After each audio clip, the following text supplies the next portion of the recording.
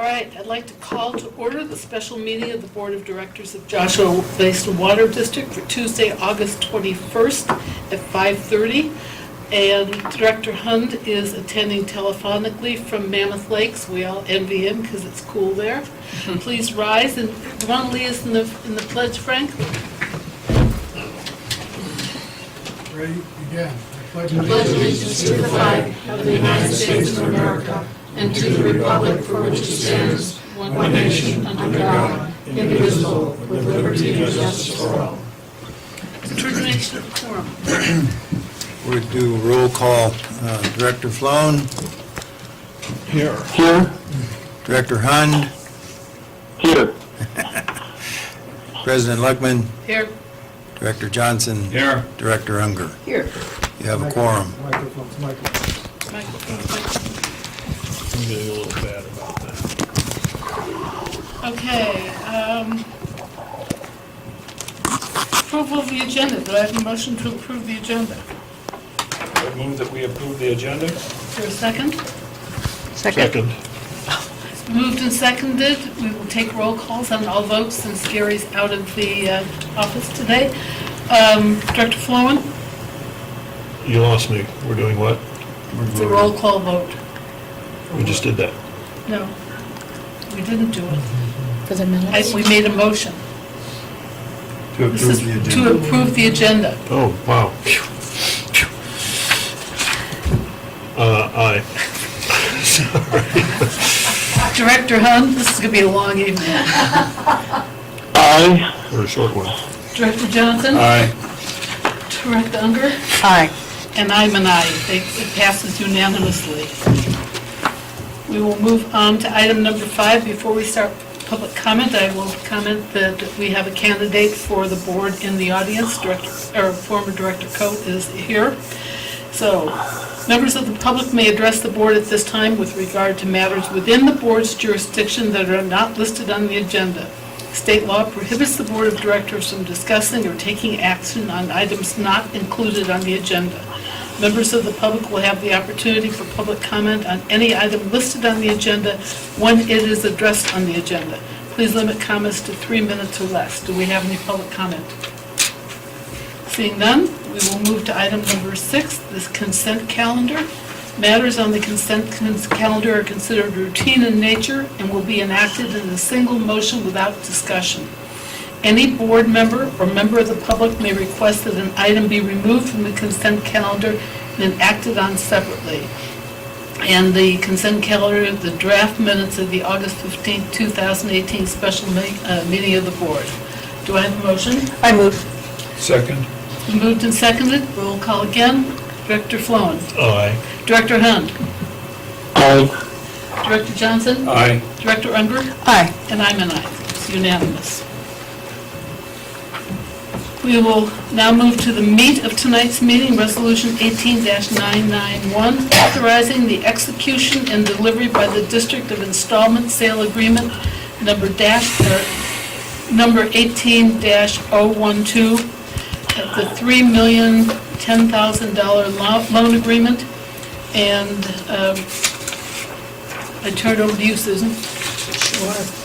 I'm not sure what you want to do tonight, how much discussion you want to get into tonight. Some questions were raised at the last meeting where we discussed this in detail. I followed up with those questions with bond counsel and then copied that to all the board members.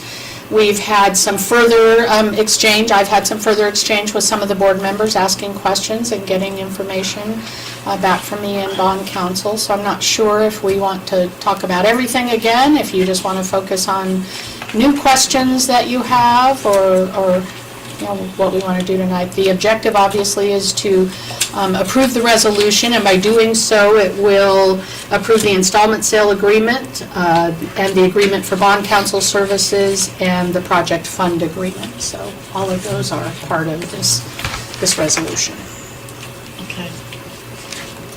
I read through it and I'm pretty much fine. I had a couple of niggly questions, but they were more on wording than anything of that substance.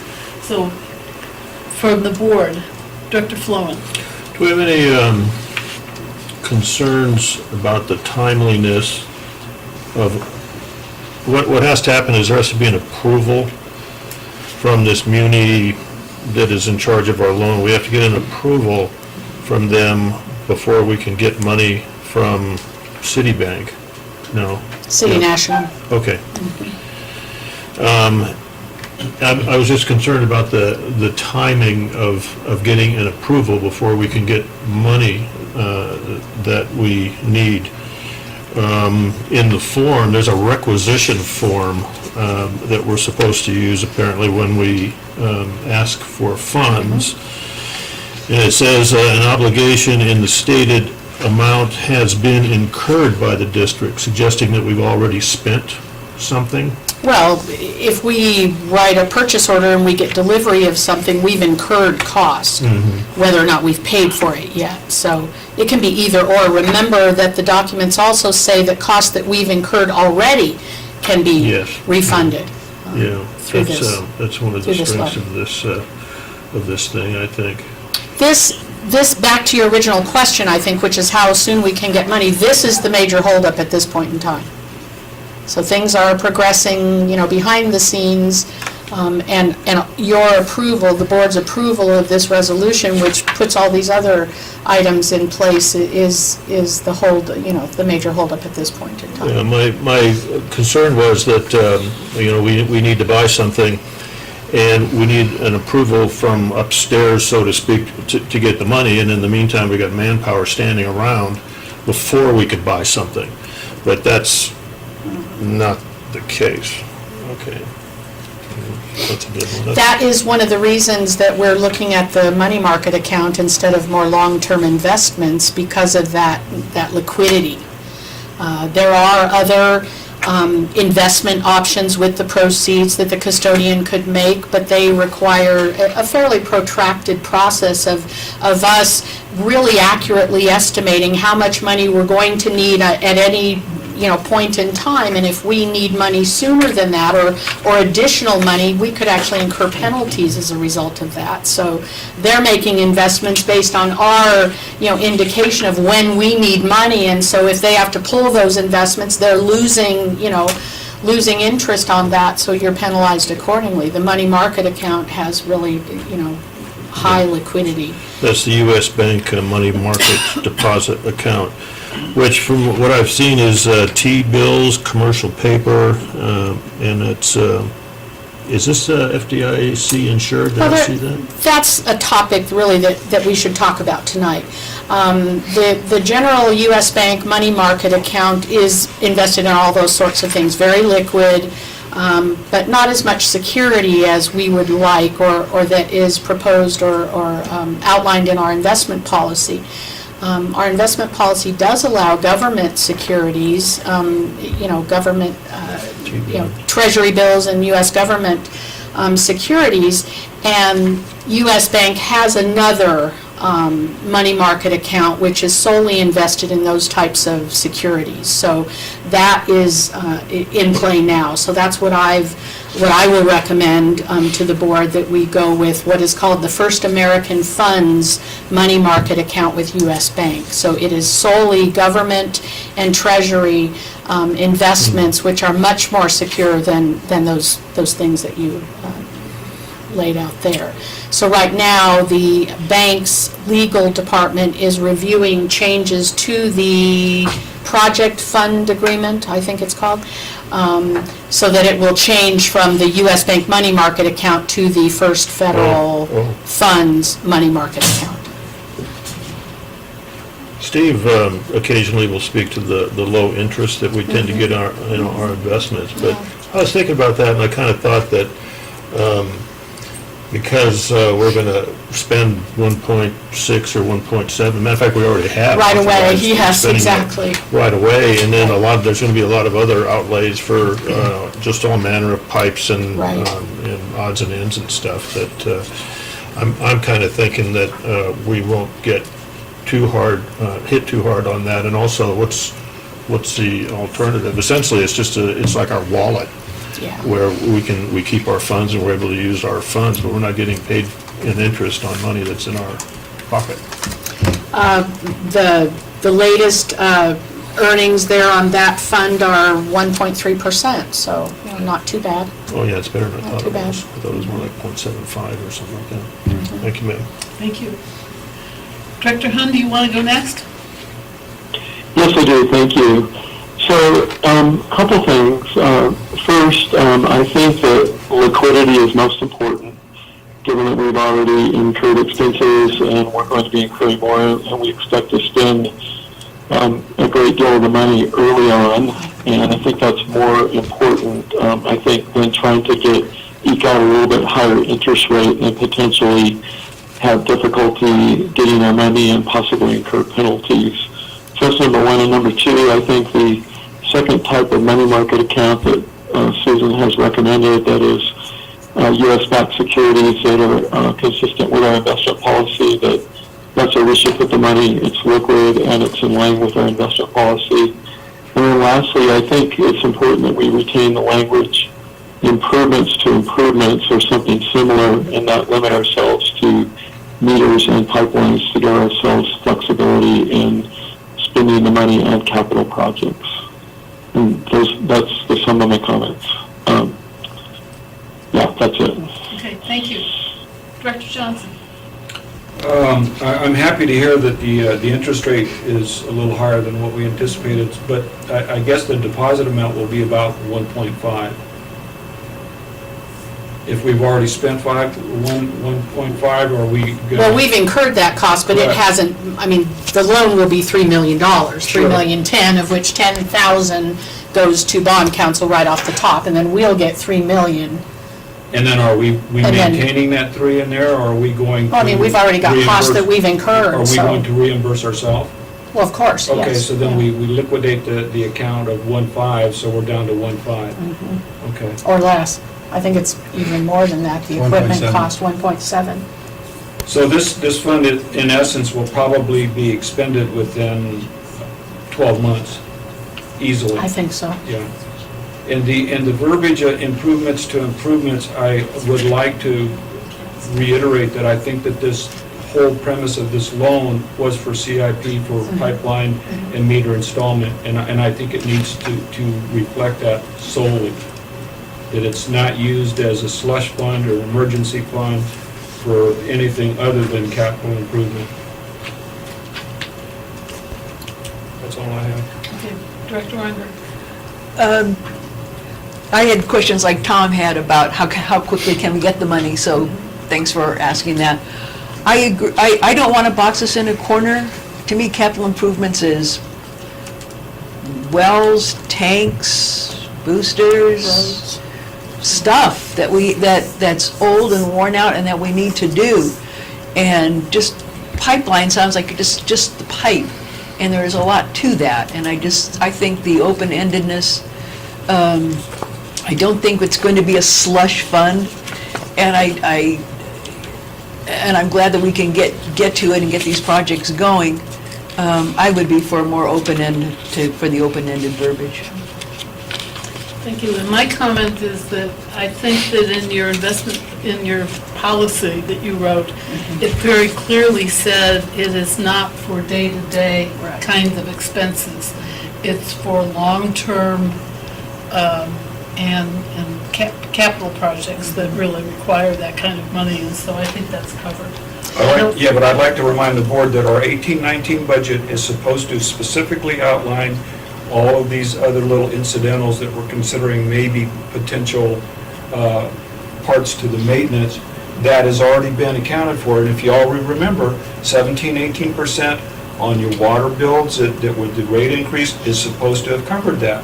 So this loan in its entirety, in its origination, was designed for capital improvement pipeline in the ground. It is not for accessory addendum items that may come along the way. And I think we owe it to the ratepayer to be consistent with that. That has been our message versus taking monies out of our revenues. And we still have $9 million in revenues.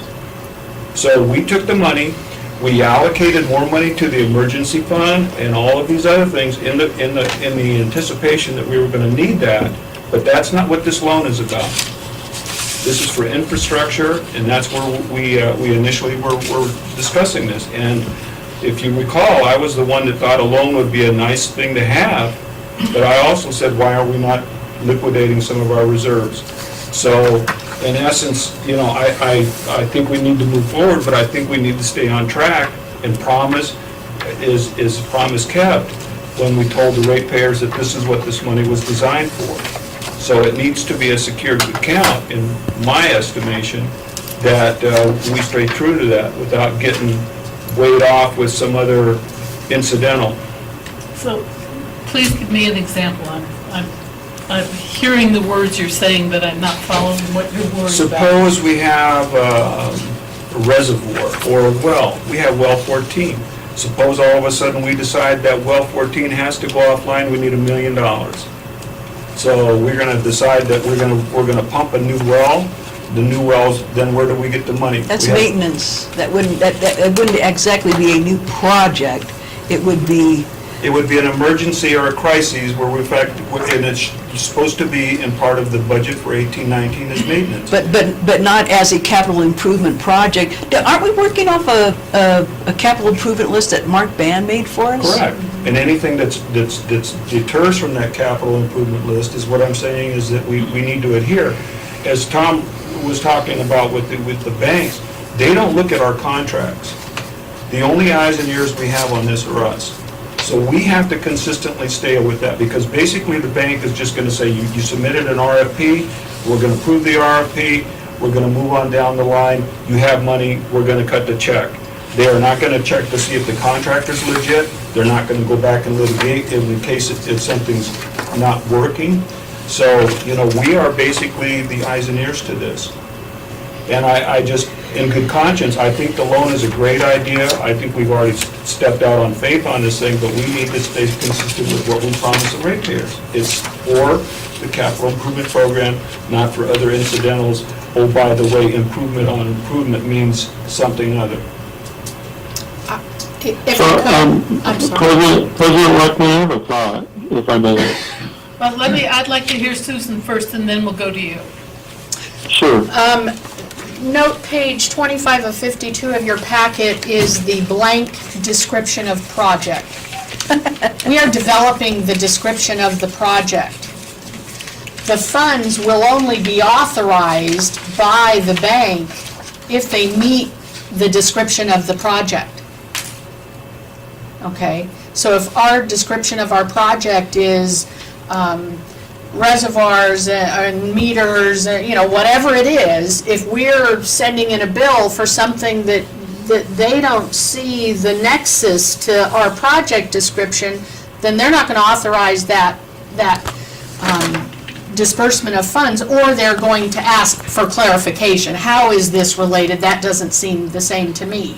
And the second issue is that we could change the resolution. You would want to do it tonight before you approved it, but we could change that to be whatever words we're comfortable with. When I said, that we didn't like improvement of certain improvements, he said, well, then tell me what it is. And so I kind of gave the vague description, and he said, well, then he could say something like primarily pipelines and meters. I just don't want to see us, and please don't misunderstand me. I no. think we're tracking here, but I want to hold our feet to the fire Understand. and say that we promised the ratepayer that this is what we're doing. We are not going to get into other, which we already are, salaries, pensions, and et cetera, where we've already exhausted this loan. But that's all the part. I got it, but It's cheaper than doing it with a contractor. I got it. To pay But salaries. we got 2 years on this and it's already gone. Then we're gonna have to pick it up. So, if the whole bulk of this thing is then going into something other than laying pipe, then we have an issue. Because I think that's what folks think they're getting. And meters. That's what they will And get. blind meters too, excuse me, yes, ma'am. Okay. Any other comments before I go to Gary? Director Hunt? Well, I was thinking that, acknowledging Bob's concern and point, that perhaps we could come up with some language that doesn't completely box us in, but that ensures that the money is spent in the way that we intended for it to be spent. And, I'm just throwing out a possibility, like we could say something improvements improvements including pipelines, meters, and other priority items identified in the CIP, something like that. I like that. Susan's nodding, she likes it. How about you? You're the- I'm thinking, and I'm Swedish, and it takes a while, maybe Director Floyd could. I can smell the burning rubber hair. Director Sloan, do you have a comment? My feeling, I've read this thing, and I've kind of read it again here and there, and I've thought about it a lot, and to me, this document is extremely specific about everything.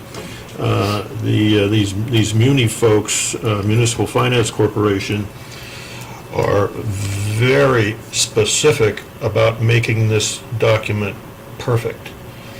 And, for example, on this, this form of disbursement request, What meaning, page are you on? well, in the old one, I'm looking at the old one here, but Yeah, me too, you didn't excuse me. well, 51 of 64 in the old one. I don't know Which what one? is 51 of 64. Thank But it, Thank you. you're on your game, good. But anyway, it says, they want to know an invoice number, they want to know a dollar amount, and they want to know a purpose before any funds are dispersed. In other words, they're provided to us, reimbursed to us, whatever the term might be. And there's very little wiggle room in this thing in any way. They do exceptionally allow us to change our, the program, the building thing, whatever, there's a term for it, I can't remember it right now. But there is a way that we can change it and then build or fund some other types of projects that were not initially described in something that doesn't exist yet, Right. Exhibit A, I assume. Right. But we can only do it if in advance we get approval from Municipal Unicorp, whatever they are. And this whole thing, it puts them in a superior position through all of this, and I understand that because it's their money, and they want to make sure that we are operating the district in such a way that we are going to make our payments, and it's all throughout this thing. So I don't see that we're going to be able to stuff $1.5 million in our pockets and run out and buy all kinds of stuff all over the place, because they won't let us do it.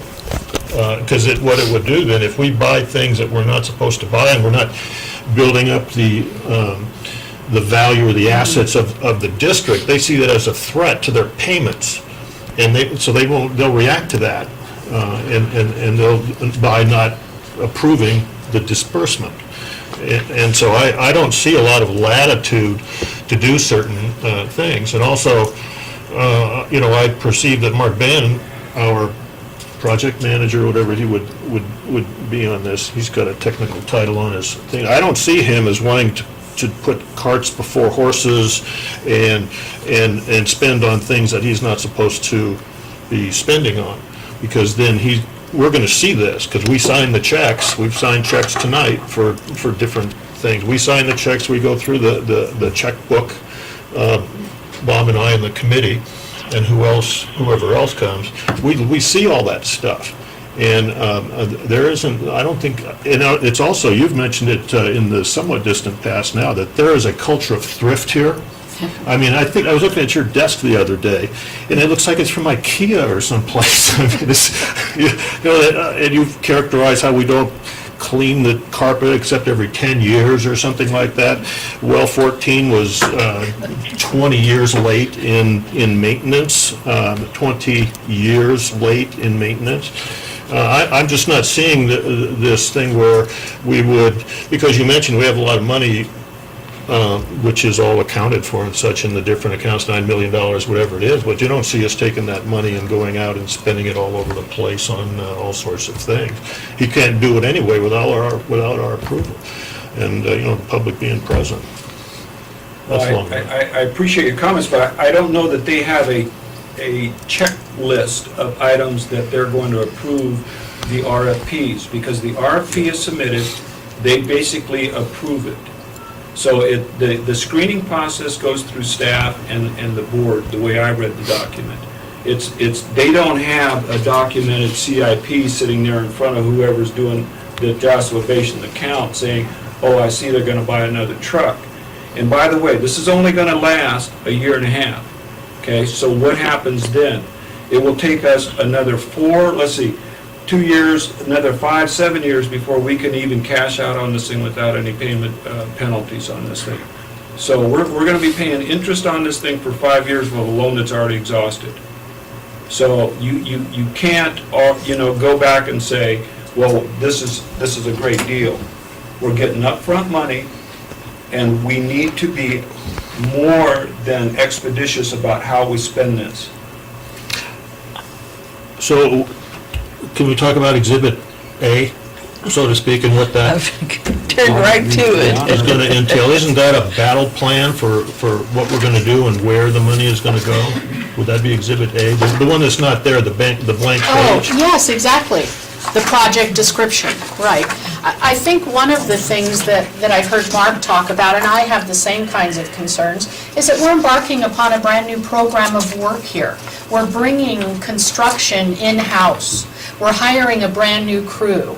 We're buying all brand-new equipment. They're going to, there's a learning curve associated with all of that. And so I think, the tighter we constrain ourselves, the more difficult that challenge can be. Flexibility is always, preferable in those kinds of situations. So we need to be flexible enough in our project descriptions so that it works for us and all of the things that this crew might be able to do for us when they're, when time is down and they're available, and yet specific enough that the bank is comfortable and they're satisfied with the description of the project. So somewhere And between I those two totally concur with extremes, that, But learning costs money, and this is what we're here tonight. And basically, we've made a promise to the ratepayers that we were going to provide some infrastructure. And, OJT is not infrastructure, and we on-the-job training. And all of these other little things that we're doing, because we will eventually exhaust this money before we've even actually probably gotten pipe in the ground. That's. I don't think so. No, Okay. no. Then, This'll do the whole project. excuse me? This will do the Saddleback project. Right. It will provide equipment for the next 10 years of Equipment. mainline replacement. Yes, but it won't do 300 miles of pipes. That's correct. Yeah, it will do one small section. Right. Okay, so. And provide the equipment for the next 9 years after that. We hope. But what I'm saying is that, no, we hope. Well, I'm telling you that I think that we need to be more than transparent with what it is that we're doing. If Exhibit A is where we go with this, that it's approved, and we're showing where those funds went, and it went for capital improvement, pipeline, infrastructure replacement. I think, though, that when you've got a staff that you rely on, when you've got a board of directors overseeing it, and with the public also watching, I think the chances of having what you fear happen is very unlikely. Well, I'm looking at 1.5. Hang in there, Gary. Okay, I do want to say something when I get a chance. Okay, go ahead. Bob, finish up. No, I was just going to say, when you've got 1.5 and it's already exhausted, and you've got another 5 years to pay it off, then that's 200 and whatever the payment is per month, and we're trying to look at the revenues that are coming in or not coming in. We don't even know. We don't even know what the new rate increase is, if indeed there's going to be enough reserves. So, that money is not going to be loan money, it's going to be revenues that are coming in from the ratepayers. So they're going to be paying, hopefully this loan off, and hopefully, they're going to see something for their money. I'm not sure what you meant by we don't know what the rate increase Well, will be.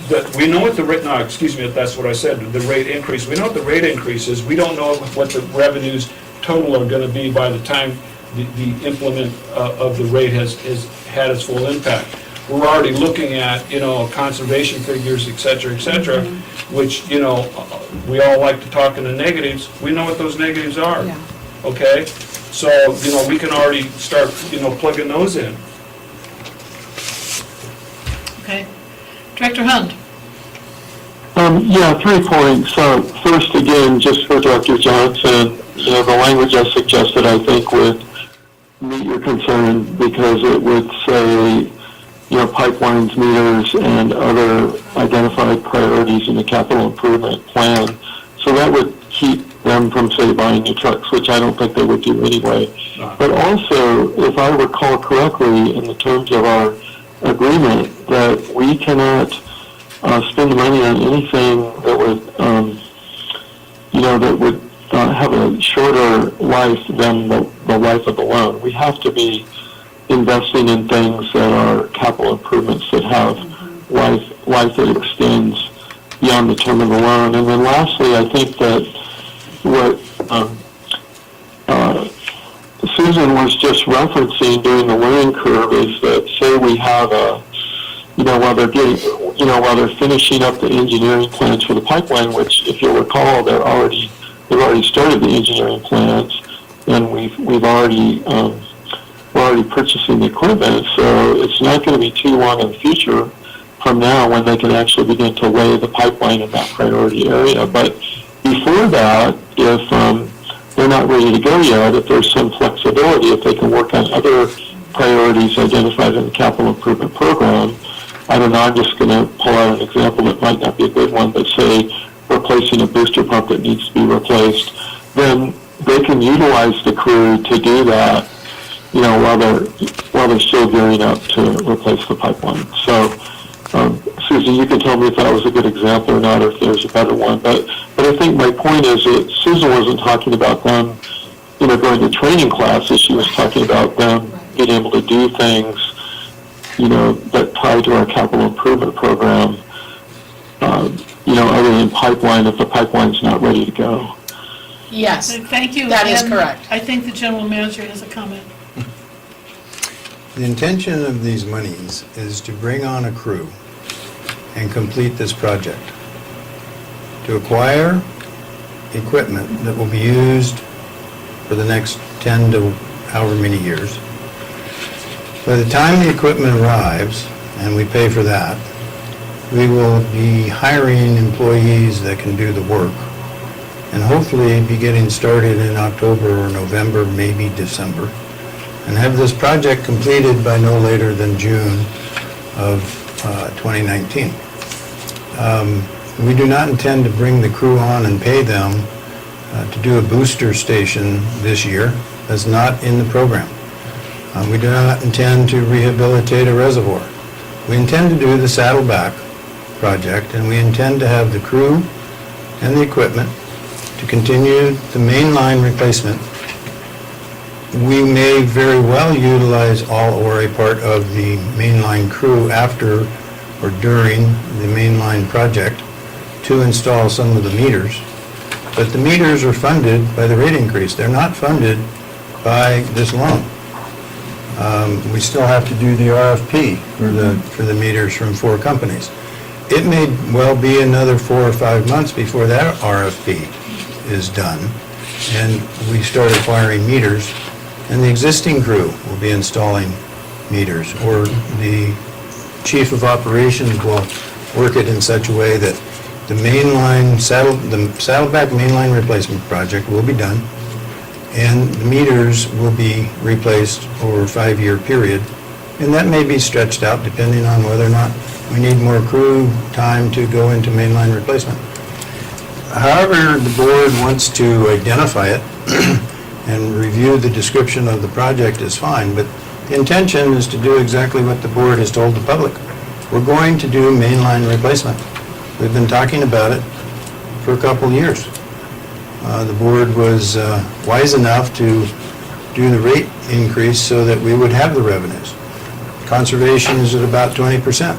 Hopefully, from the revenue standpoint, that goes down. The conservation figures for the past 2 years have been around 18% compared to 2013. The lost revenue from 20% is minuscule compared to the quote lost revenue of 18%, and that was factored into the rate study. We knew that some people would be buying less water, and I think we see that, but by far and away, the average consumption is still around 9 units, and the revenues, I think, are fairly secure. So I understand that the board intends for us to do mainline replacement. That'll be described in the project description. And, we've committed, the board's committed, I've committed, the staff is committed to having a 10-year mainline replacement program. And this loan, with its project description, allows us to get things initiated rather than waiting 2 or 3 years. So, Thank you, sir. Any final comments before we go to the public? I guess Exhibit A then would be, for this loan, the saddleback mainline replacement. Would that be pretty much describing Exhibit and A? equipment purchase and hiring personnel. $3 million isn't that much. I think all of us grew up in an era where we never thought we'd say $3 million isn't a lot, but it's not. And the rate increase, Alex Handler put forward a $5 million loan, and even that's modest. So this is getting us ahead. Our ratepayers allowed us to raise rates. We had so little protest on that they allowed us to raise rates. And they won't have to ever handle this loan. We will have the revenues take care of it. Yes, we do have reserves, and we do have revenues. And one of the scenarios in the rate increases was to just draw down reserves. I mean, really, cut them down to like 2 million or something like that, and then try to build them back up. I don't think any of us thought that was a good idea. That's just cutting it too close. So getting this project started, and then continuing on with it, this gives us a little shot here to get it done. And I really trust our staff in the office and out in the field to handle this for us, to do a good job with it. I mean, I trust these people. I really honestly do. So. Given that overall they've been extremely frugal over the years. Yes, they have. Every dollar they spent squeaked. This is only the third time we've issued debt in the 30 years that I've worked at the And water one was the district. pipeline. What was the other one? Copper Mountain. Oh, Copper Yeah. Mountain, yes. So Very cool. we take this very seriously. Yes, It- because we don't do this very often. Even the ponds, those were done on grants. Yeah, they were. All right, I'm going to go from the board and the staff to the public. Is there any public comment? Stephen?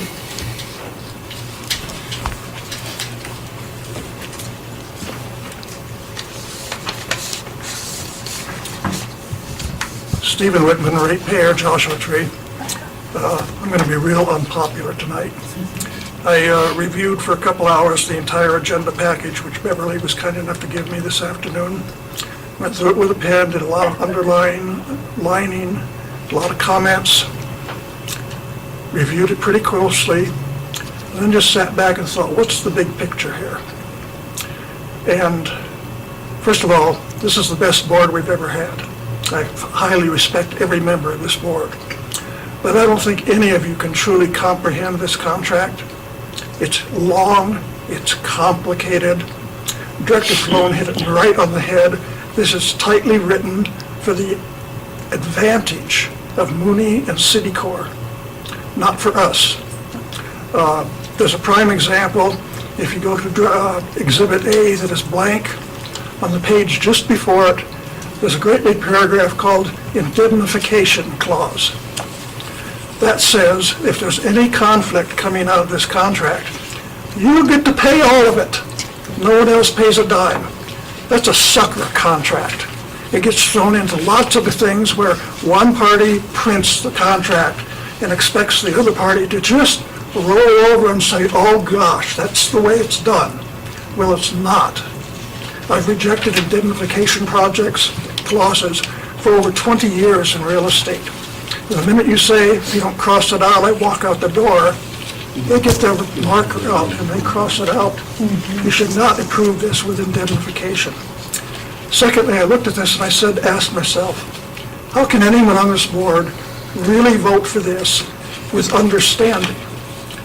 This has been written by professionals over the years, not a office of attorneys, but teams of attorneys that are refined and refined and refined. I would challenge you to take this form, just close your eyes and flip it around, touch a clause, and explain it to the room. I think you're going to have a great deal of difficulty. Now, there are some clauses there that are one statement, one sentence.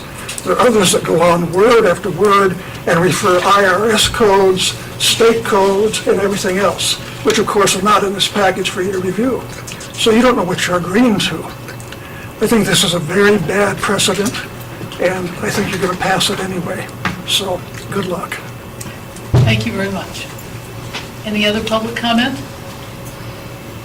Any rebuttals to that? I have a little bit. Part of it was a comment from Susan last Wednesday, was that we never defaulted on anything. Right. And this thing won't let us. If we start doing anything that's can make it appear that we're not going to be able to make our payments, we won't be able to do it. They won't disperse the funds. We can't diminish the district in any way. We can't sell off stuff and then use that money for something else, because that would be diminishing the effectiveness of the district, and therefore potentially put into doubt our ability to pay, and they won't let us do this. So I'm saying there's a lot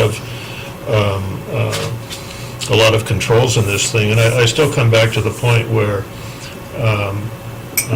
we need the money. Our initial, what it was called the best management practice, in other words, the most recommended rate increase in the first year was not 18%, it was 40 as the best management practice. And in the following year, 30. That's just a couple of years of it. So and I was going for that initially, but then I started seeing the reality of it and folks' ability to pay and the shock of all that. And so I went for the lower increases, which meant that we would, as the general manager said, we'd have to wait until more of the rate increases went into effect before we could commit to a project. And my argument was that we can't wait anymore. We've waited way too long. We've had rates that were too low for way too long. In Handler's rate report, he says that we have not kept up with inflation since 1996, was it? We have not even kept up with inflation. We've been drawing value out of the infrastructure for at least 20 years and leaving it in the pockets of the ratepayers. Well, when we just keep drawing down the value of our infrastructure over that period of time, it gets to where the infrastructure says enough is enough, and it's leaking every 3 days. Evidence the map that we offered last week, and I even left some before I had to go from the farmer's market booth. I left some of those papers there. And so it's something that we have to do, and this is, I would guess, even though there's words for this, it's complex. We'll just say this is probably a standard piece of paper that they use all the time whenever they loan money. And they want their money back. They're not there to do us a favor of any kind. They're there to earn their interest, and we'd better darn well pay all that. And we have to, if we want their money, we have to abide by their rules and make our payments. And what's our choice? We couldn't raise the rates. What was recommended by our rate study guy, Alex Handler, might be an S on the end of that, it was impossible to do that. And so that, one of the scenarios, scenario number 3, included a $5 million loan. And my argument when I was looking that way, I said, we can borrow anytime we want. Why do we need a scenario number 3 that has, an authorization to borrow $5 million?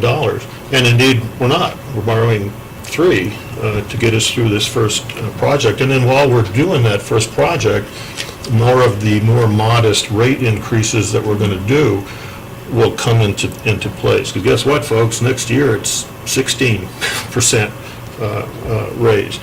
And why? Because we have not been taking care of our infrastructure. We have no choice about committing to spending money. And some of our equipment may not last 10 years because we're going to bust some of it. We're going to hit a big rock or whatever, and we're going to bust things, and we're going to have to find the money to. That could be too, where our authorization or our ability to modify how we spend the money. It's in here somewhere. With their approval, we can, if we bust something, then we could call an audible with their approval and then spend money on replacing something that we break, which is bound to happen. Thank you for your time. Thank you, Tom. I went too long, I know. Any other public comment? Seeing then, I do have a question. I understand what the custodian is, that's the bank, and we're the district. What does the corporation do? Corporation is Muni Finance. I understand that. So Muni Finance, found the lender. So they're the ones that behind the thing? Yes, and they'll sell the loan to City National Bank. Okay. And Muni Finance stays as the servicer of the loan. So they send the bills, they collect the payments, they handle all that sort of So stuff. they look and see that it's legitimate and... Right. Up to a point. Yeah. Up to a point. Very good. Anybody else before we go on? What's the next item on the agenda? So the request is that we approve this resolution 18-991, authorizing the execution and delivery of the district of installment agreement -18-012 for $3,010,000. And do I have a motion? So moved. Do I have a second? Second. Okay, we will do a roll call vote, starting Director Flowen, Aye. Director Hunt, Aye. Director Johnson, No. Director Unger. I want to make sure I understand this. Were we approving any verbiage about what Exhibit A is or what this for? Did that make it into the? It will reflect the concerns of the board. Aye. Okay, yes, so you're going to put that language in so that it's... Well, not in the resolution, but in Exhibit A, if that's Oh, and what you're talking okay. about. Then I'm an aye, too. All right, it has passed. 4-1. Any other comments? Any closing comments? Director Unger.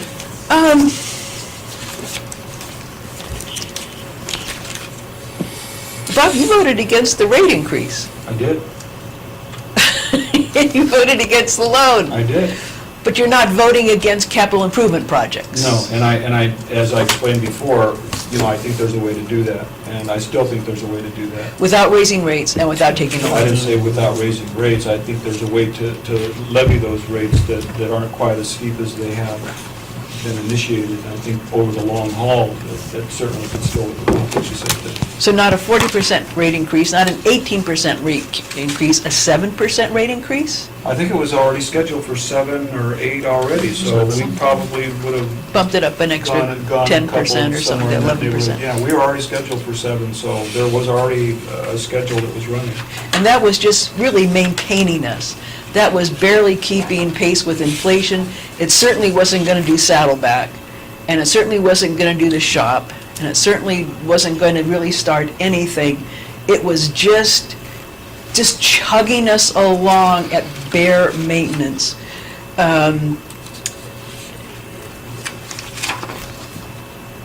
I would like to just thank everybody, thank the ratepayers again for trusting us with the rate increases. I really appreciate that.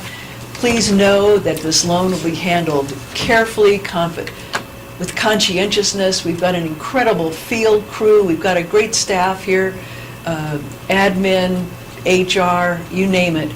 And the board is careful, and it's important to have a dissenting voice on the board. It's extremely important to have dissenting voices in the audience. Somebody has to say, you're not thinking about this, you're not thinking about that. What about this? And you have to have that kind of discussion. You have to have, I'm sitting in the seat of someone who was the main dissenter. And it's very important that it's not a rubber stamp board, that there's a lot of discussion, very deep discussion on things, and that's my comments. Thank you. Director Johnson? I'd just like to say thanks to Susan and to Kurt. They have gone up and beyond and answered questions that, gets to be like stump the stars. And I agree with Mr. Whitman. This document is more than intense. And we're just trying to stay faithful to the ratepayer. And I do appreciate the board, even though I might be the dissenting vote. I can always be right. And but I will say that I do appreciate the board, and we will move forward and with great vigor with doing what we're doing. But I think caution is always something that one needs to put out there. And Rebecca, we can talk more at length of how this works. So I want to say thanks to the board. Thank you very much. Director Hunt? Just very briefly, I'd like to thank staff for their excellent work on this, particularly Susan, and for their excellent summaries of the loan. It made it much easier to digest and understand. And lastly, to Mark for his tremendous initiative getting things going. And I know it wasn't easy, and I know we all have some angst over these decisions, but I think that very soon we're going to see the fruits of everyone's labor in the form of the beginning of